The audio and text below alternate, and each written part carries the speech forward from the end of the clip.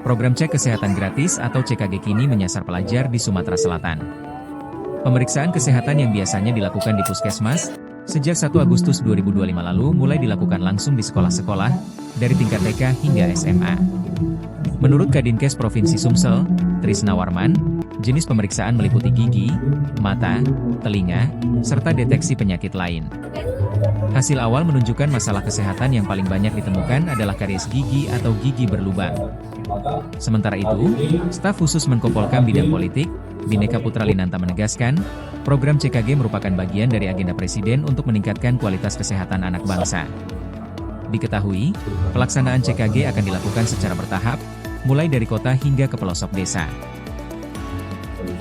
Anak-anak TK, SD, SMP, SMA itu rata-rata screening, misalnya meriksa gigi, meriksa mata, telinga, kemudian apakah ada penyakit-penyakit lain, tapi rata-rata cepat di pemeriksaan karena cuma screening. Kalau dari ini karies dentis yang paling baik, gigi berlubang, sama penyakit tidak menular.